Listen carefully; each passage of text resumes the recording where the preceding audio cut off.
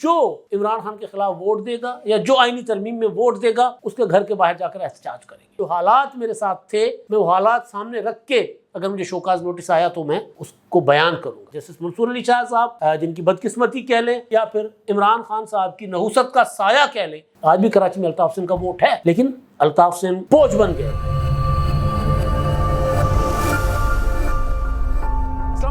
میں امداد سمرو۔ ایک وائرس ہے جس سے پاکستان کے کروڑوں لوگ متاثر ہوئے ہیں، لیکن اب اس وائرس کا اثر آہستہ آہستہ کم ہو رہا ہے، ختم نہیں ہو رہا، آہستہ آہستہ کم ہو رہا ہے۔ کیا وائرس ہے، کیسے لگا تھا لوگوں کو اور اس کا اثر کم ہونا کیوں شروع ہوا ہے، ایک تو اس پر بات ہوگی، اور دوسرا 40% مقدمات جو ہیں اب وہ سپریم کورٹ، ہائی کورٹس اور دیگر عدالتوں سے منتقل ہوں گے آئینی عدالتوں میں، آئینی بینچز میں۔ تو آئینی بینچز کا اب جو نیا مرحلہ ہے اس میں کیا نیا رولا ہونے جا رہا ہے۔ جسٹس منصور علی شاہ صاحب جن کی بدقسمتی کہہ لیں یا پھر عمران خان صاحب کی نحوست کا سایہ کہہ لیں جو ان کے اوپر آیا، اور وہ اچھے خاصے جج تھے، چیف جسٹس بن سکتے تھے اگر عمران خان صاحب کا سایہ یا عمران خان صاحب کی جو بد زبانی ہے وہ ان کے آگے کالی بلی کی طرح نہ گزری اور پھر چیف جسٹس بنتے بنتے رہ گئے۔ تو اب پھر منصور علی شاہ صاحب کا نام لیا جا رہا ہے، کیوں لیا جا رہا ہے، کیا ذمہ داری منصور علی شاہ صاحب کو مل سکتی ہے؟ جج تو وہ ہیں، سپریم کورٹ میں تو وہ بیٹھے ہوئے ہیں، لیکن آگے ان کا کیا ہوگا اس پر بات ہوگی، اور ان کو اب مزید متنازع بنانے کی کوشش کیوں کی جا رہی ہے۔ اور ساتھ ساتھ 3 ٹویٹس ہیں، 3 ٹویٹس، ان تینوں ٹویٹس کا جب میں آپ کے سامنے وہ ذکر کروں گا اور آپ کے سامنے چیزیں رکھوں گا تو آپ کو سمجھ آ جائے گا کہ وہ لوگ جو سیاست کے ہر عمل کو سیلیبریٹ کرتے ہیں کسی نہ کسی شکل میں، جو اپنی کامیابی کو بھی اور اپنی ناکامی سے بھی سبق سیکھتے ہیں، کامیابی کا جشن مناتے ہیں اور ناکامی سے سبق سیکھتے ہیں، وہ لوگ کون ہیں؟ اور وہ لوگ کون ہیں جو ناکامی کے باوجود ایک بیانیہ بناتے ہیں اور کہتے ہیں کہ ناکامی بھی ہم نے اپنی حکمت عملی کے تحت لی ہے۔ تو یہ جو وائرس ہے وہ وائرس ہے، اس پر میں بعد میں آتا ہوں۔ پہلے جو پی ٹی آئی کے اندر ٹوٹ پھوٹ ہے اس سے آغاز کر لیتا ہوں، کیونکہ ایک ٹویٹ وہ ہے، یہ ٹویٹ ہے پی ٹی آئی کے نائب کپتان شاہ محمود قریشی کے صاحبزادے جو متنازع بنے ہوئے ہیں آج کل، پی ٹی آئی والے ان کے خلاف ٹرولنگ کر رہے ہیں، وہ وضاحتیں دیتے پھر رہے ہیں لیکن ان کی وضاحت قبول نہیں کی جا رہی۔ وہ انہوں نے کل پھر، کیونکہ ان کو علی امین گھنڈاپور صاحب نے پرسوں کہا تھا کہ کوئی کسی کا باپ ہو، کوئی کسی کا بیٹا ہو، جس نے بھی خان کے ساتھ غداری کی ہے اس کو نہیں بخشا جائے گا۔ اول تو سیاست میں بے وفائی کا لفظ ہو سکتا ہے، یوسف رضا گیلانی صاحب کہتے تھے لوٹا نہ کہیں دل بدلی کہیں۔ جب وہ وزیر اعظم ہوتے تھے تو ان سے پوچھا جاتا تھا کہ فلاں تو لوٹا ہو گیا، تو وہ کہتے تھے نہیں، دل بدلی کا لفظ استعمال کریں، لوٹا ہونے کا لفظ استعمال نہ کریں۔ تو وہ جو دل بدلی کرنے والے کی بات تو ہوتی ہے، لوٹا ہونے کی بات بھی ہوتی ہے سیاست میں، قیادت سے بے وفائی کی بات بھی ہوتی ہے، منحرف ہونے کی بات بھی ہوتی ہے، غدار، یہ فاشسٹ، جو پاپولسٹ اپروچ رکھنے والے فاشسٹ ہوتے ہیں، جو ہٹلر کے پیروکار ہوتے ہیں، وہ اس طرح کی، یا آج کل جس طرح مودی ہے تو وہ اس طرح کے الفاظ استعمال کرتے ہیں۔ کوئی سیاسی لوگ اس طرح، یا یہ اعلان کرنا کہ جی جو عمران خان کے خلاف ووٹ دے گا یا جو آئینی ترمیم میں ووٹ دے گا اس کے گھر کے باہر جا کر احتجاج کریں گے۔ کبھی کسی پولیٹیکل پارٹی نے پارٹی سے وفاداری بدلنے والے کے گھر کے آگے، یعنی ان کے بچوں کو، ان کے اہل خانہ کو زد و کوب کرنے کا درس نہیں دیا، اس طرح کی کسی چیز کو انہوں نے اس کی حوصلہ افزائی نہیں کی سوائے اس ٹولے کے، وائرس زدہ اس ٹولے کے۔ تو وہ کہتے ہیں، جناب زین قریشی صاحب، ان کے باپ بھی جیل میں پڑے ہوئے ہیں، وہ کہتے ہیں میں اپنے قائد عمران خان، اپنے والد نائب کپتان شاہ محمود قریشی اور پی ٹی آئی کے نظریے کے ساتھ کھڑا تھا اور رہوں گا، کیونکہ گنڈاپور صاحب کہہ رہے غدار ہیں۔ ہر قسم کی صورتحال اور دباؤ کے باوجود نہ میں اسمبلی گیا، نہ ووٹ دیا اور نہ ہی کسی قسم کی رضامندی ظاہر کی۔ میں پارٹی پالیسی کے تحت چلنے کا پابند ہوں اور شوکاز نوٹس کا مکمل حقائق کے ساتھ جواب دوں گا۔ جو واقعہ میرے ساتھ پیش آیا اس کی تمام تفصیلات، سوالات کے حقائق کے ساتھ پارٹی کے سامنے رکھ کر اپنے مستقبل کا فیصلہ اپنے قائد عمران خان پر چھوڑوں گا اور ان کا فیصلہ منوعاً قبول کروں گا۔ میں ایک عظیم اور باوفا شخص کا بیٹا ہوں جو وفا کی علامت سمجھا جاتا ہے اور وفا ہی ہمارا شعار ہے، میں ہرگز اپنے قائدین اور پارٹی کارکنان کی قربانیوں کا سودا نہیں کر سکتا، بے شک اللہ الحق ہے۔ یہ ذہین قریشی صاحب کا ٹویٹ ہے۔ کیوں مجبور ہوئے ذہین قریشی صاحب یہ بات کرنے پر؟ کیونکہ ان کے اوپر شک کیا جا رہا ہے، ان کے خاندان کے اوپر شک کیا جا رہا ہے، اور کچھ انفارمیشن یہ ہے کہ ان کے رابطے کہیں تھے۔ اب وہ ان رابطوں کا جواب جو ہے وہ بتا رہے ہیں کہ میں جو حالات میرے ساتھ تھے، میں وہ حالات سامنے رکھ کے اگر مجھے شوکاز نوٹس آیا تو میں اس کو بیان کروں گا۔ پی ٹی آئی کے اندر تیزی کے ساتھ ٹوٹ پھوٹ ہو رہی ہے۔ اس ٹوٹ پھوٹ کی وجہ وہ وائرس ہے جو آگے چل کر میں بتاتا ہوں، بڑا خطرناک وائرس ہے، لیکن ادراک بھی ہے کہ نہیں، ایسا نہیں ہے کہ ہم ہر محاذ پر لوگوں کو بیوقوف بنا کر اور ہم کہیں گے کہ نہیں جی ہم جیت رہے ہیں۔ اب ایسا نہیں ہے، اب حالات کچھ اور ہیں۔ جو دوسرا ٹویٹ ہے جس میں نے کہا تھا کہ کچھ لوگ مزاجن مسلم لیگ نون کے سربراہ میاں نواز شریف صاحب نے پرسوں ترسوں جب آئینی ترامیم ہو رہی تھی اور جب خواجہ آصف صاحب تقریر کر کے ہٹے تھے آدھی رات کو، بلکہ تقریباً فجر ہو چکی ہوئی تھی، تو اس وقت ان کی تقریر ختم ہوئی تو میاں صاحب کھڑے ہو گئے قومی اسمبلی کے فلور پر اور انہوں نے ایک شعر پڑھا تھا۔ شعر کا مطلب کچھ یوں تھا، میرا خیال ہے ساگر صدیقی کا شعر تھا، اور بعد میں عمران شفقت صاحب نے مجھے بتایا کہ وہ تو رفیع صاحب نے گایا ہوا ہے، تو رفیع صاحب کو نواز شریف صاحب تو ہر وقت سنتے رہتے ہیں۔ تو انہوں نے شعر پڑھا تھا، دکھی سا شعر تھا کہ جی زہر دیتے ہیں، پھر کہتے ہیں کہ جناب شان سے جیو، ناز سے جیو، پھر زہر دیتے ہیں اور کہتے ہیں پیو، پھر زہر پیتے ہیں تو کہتے ہو جیتے کیوں نہیں، مرتے ہیں تو کہتے ہیں مرتے کیوں، مطلب یہ مطلب تھا اس کا ٹوٹل۔ تو دکھی سا شعر تھا۔ انہوں نے کہا عدالت نے ہمارے ساتھ یہ کیا، تو اس پر ہمارے استاد ہی ہوتے ہیں، بندہ سیکھتا رہتا ہے۔ محمد حنیف صاحب، انہوں نے بی بی سی پر بڑا خوبصورت کالم لکھا کل، انہوں نے کہا کہ یہ دکھ کب جائے گا آخر۔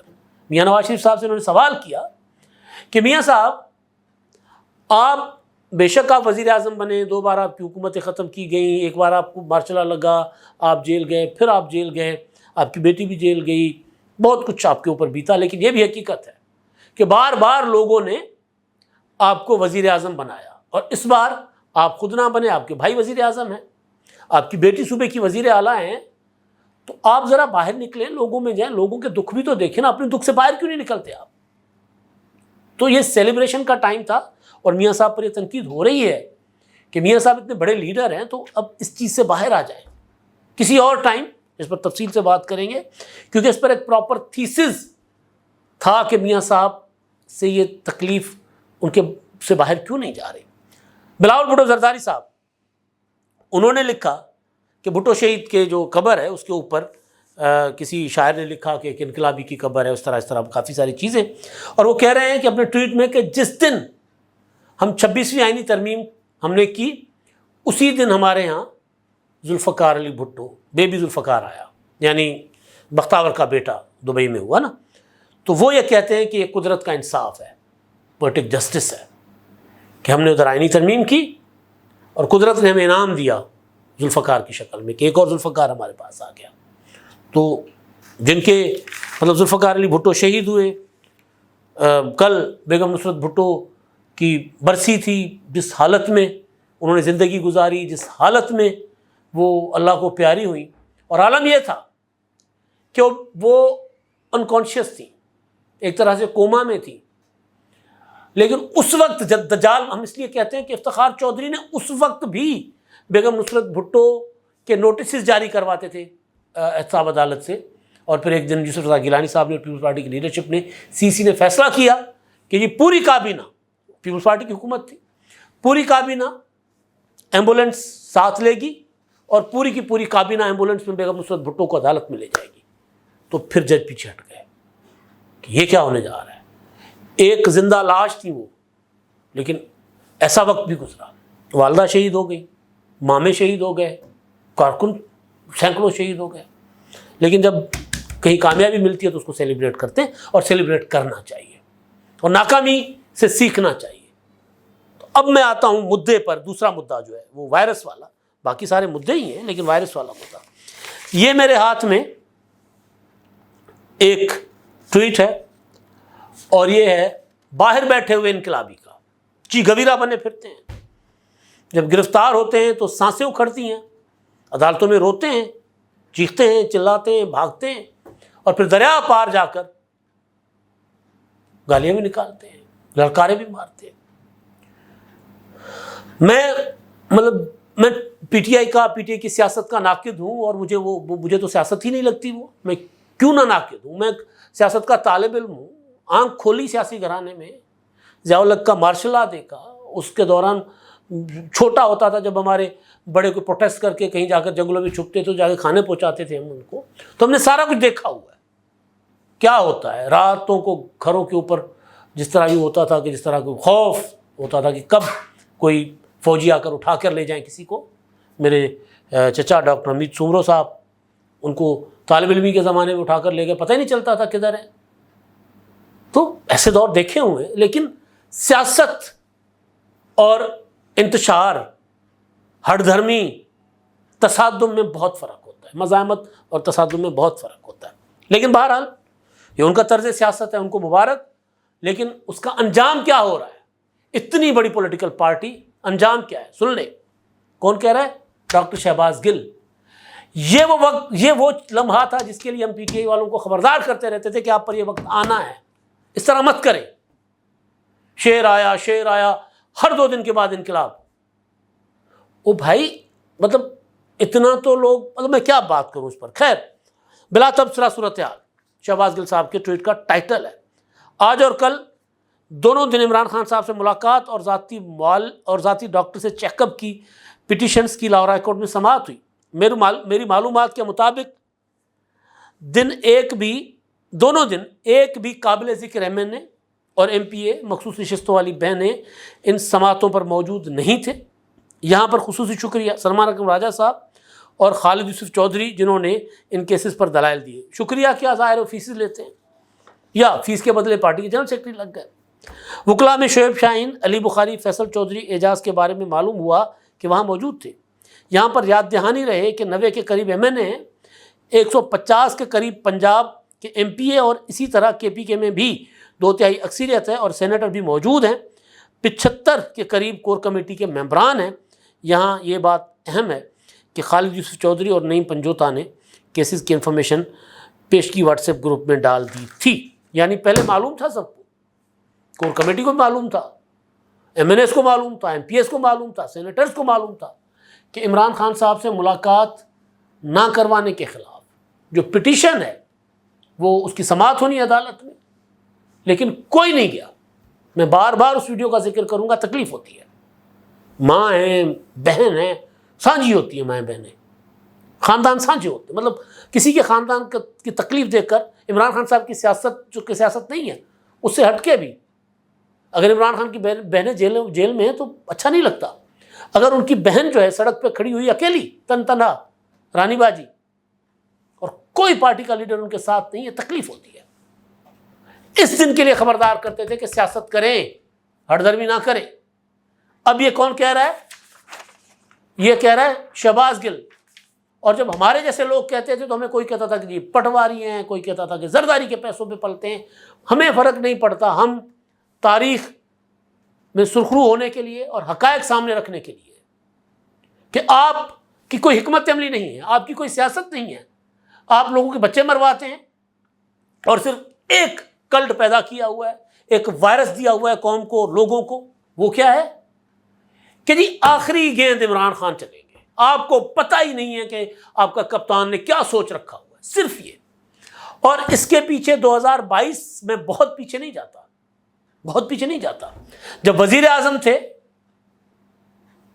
تو کیا فرماتے تھے؟ سوال ہوتا تھا کہ جی لوگ بھوک مر رہے ہیں، خودکشیاں کر رہے ہیں، بے روزگاری سے، بھوک سے، تو کہتے تھے کریں خودکشیاں، میں کیا کر سکتا ہوں؟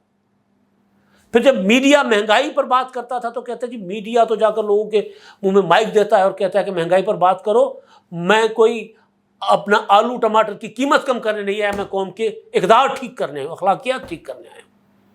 بھائی آپ سیاستدان تھے، آپ ووٹ لے کر آئے، بقول آپ کو ایک مینڈیٹ لے کر آئے، میں نے کرپشن ختم کرنی ہے، میں نے مہنگائی ختم کرنی ہے، میں نے ڈالر کی قیمت کم کرنی ہے، میں نے پیٹرول کو جو ہے وہ 60 روپے پر لے کر آنا ہے۔ جب سوال ہوتا تھا کہتے میں یہ ٹھیک کرنے نہیں آیا، تو پھر بھاگتے تھے وہ اسلامی ٹچ کی طرف۔ میں تو لوگوں کی جو ہے وہ اصلاح کرنے آیا ہوں. اصلاح کے لیے تو اور بھی بہت ہیں, پھر رہے ہیں. ہم نے ڈاکٹر نائک کو بھی بلایا تھا پاکستان نے, یہ اپنا مولانا طارق جمیل صاحب بھی ہیں, ایسے بہت ہیں اصلاح کے لیے کر رہے ہیں. آپ جو کام کرنے آئے تھے وہ کرتے نہیں, پھر ایک پیدا کیا کلٹ, ایک وائرس زدہ بنا دیا نسل کو, کروڑوں لوگ وائرس میں مبتلا ہیں. 2022 آپ میرے ویلاگ اٹھا کر دیکھ لیں, جب تحریک عدم اعتماد کا اعلان ہوتا ہے ماڈل ٹاؤن سے 6 فروری 2022, بلاول بھٹو زرداری اور شہباز شریف صاحب پریس کانفرنس کرتے ہیں. زرداری صاحب بھی ملاقات میں شامل تھے لیکن پریس کانفرنس میں نہیں تھے. انہوں نے کہا تھا کہ ہم تحریک عدم اعتماد لا رہے ہیں. اگلے دن جا کر یا اس سے اگلے دن جا کر ویاڑی میں جلسہ کر دیا.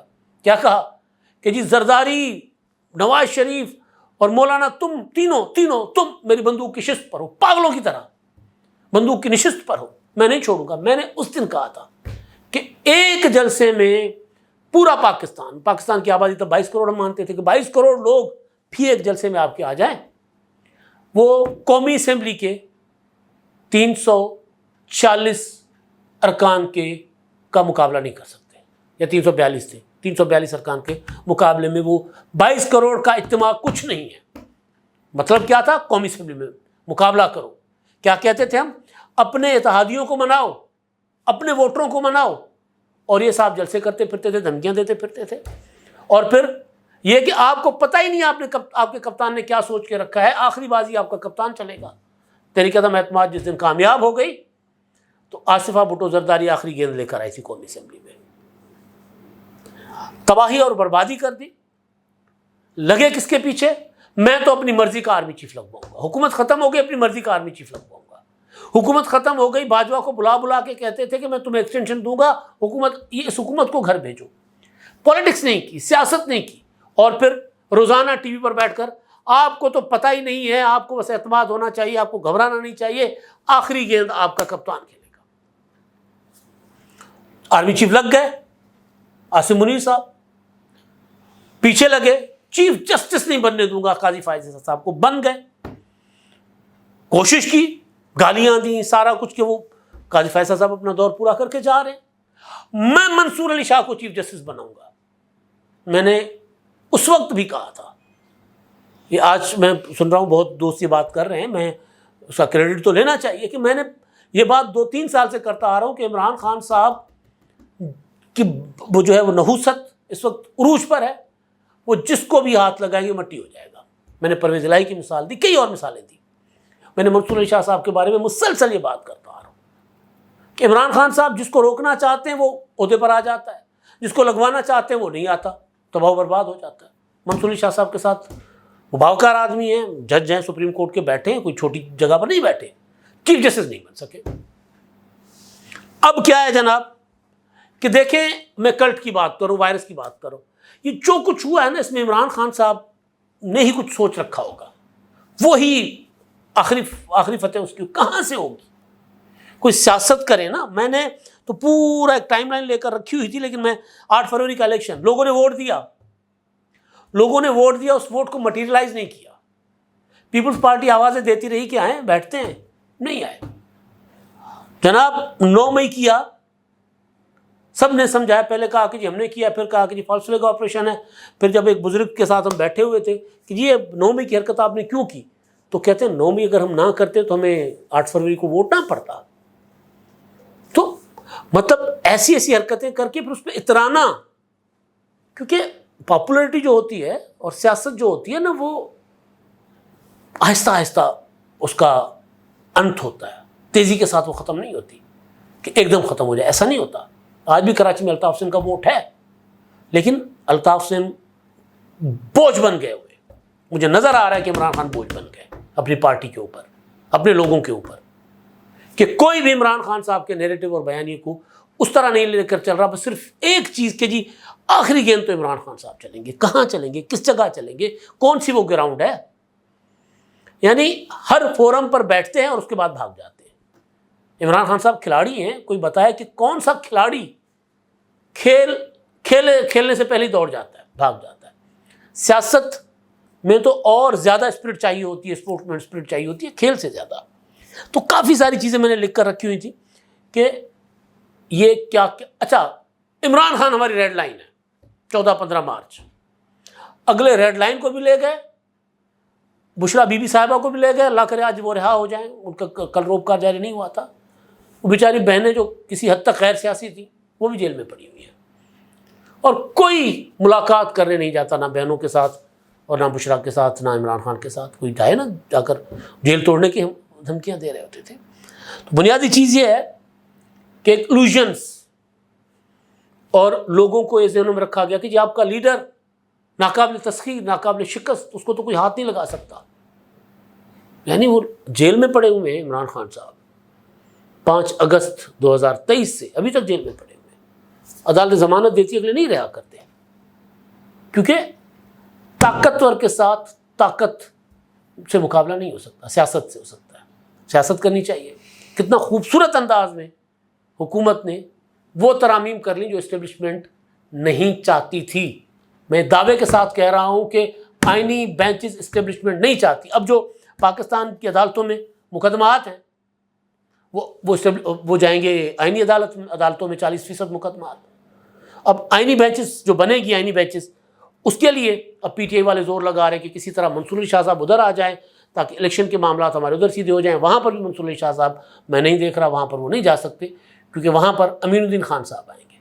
तो मुझे जो कुछ मैंने आपके सामने रखा है कि आप फरवरी पीछे ना जाएं, फरवरी 2022 से शुरू करें, और अब तक लोग, पॉपुलैरिटी ज़रूर है, सियासी हिकमत अमली अगर आपको कहीं 1% नज़र आई हो तो मुझे बताइएगा। कोई सियासी हिकमत अमली नहीं है, ना आज है ना कल होगी, कल्ट है। और वो कहते हैं कि जी आखिरी गेंद इमरान खान खेलेंगे, तो वही उसी राग को गा रहे। और एक वो लोग जो पीटीआई के लोगों के जहनों के अंदर ये वायरस डालते हैं डॉलर्स के लिए, वो हैं। और वो लोग कहते हैं आपको पता ही नहीं आपका कप्तान क्या सोच रहा है। कप्तान कुछ सोच नहीं रहा, कप्तान कुछ सोचने की पोजीशन में ही नहीं रहा। अब तक के लिए इतना ही। अल्लाह हाफिज़।